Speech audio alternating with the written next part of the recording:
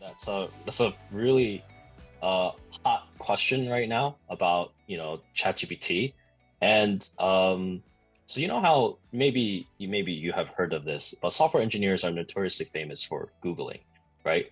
So ChatGPT has basically become another form of that, right? It's just another tool, and so uh, is there a fear of it automating and stuff like that and taking over software engineering jobs? No, it's not, because ultimately you are not like, still a person would have to type into ChatGPT, hey, solve my problem for me, right? But you have to know the problem really well in order to get the correct answer.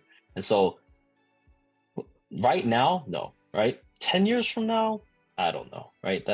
Who knows how fast technology is going to advance, right? And it is advancing pretty quickly. But right now, there's no fear, right? Like honestly, people are just using it.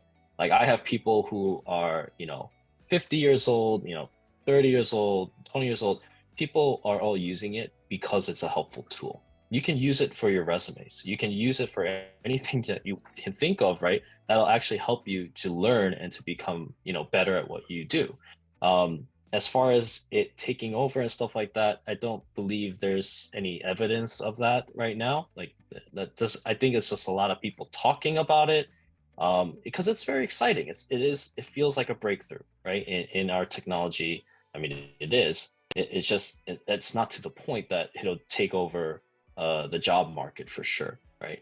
It may replace a lot of what you might look for in Google, right? But ultimately, it's still just another tool at the end of the day.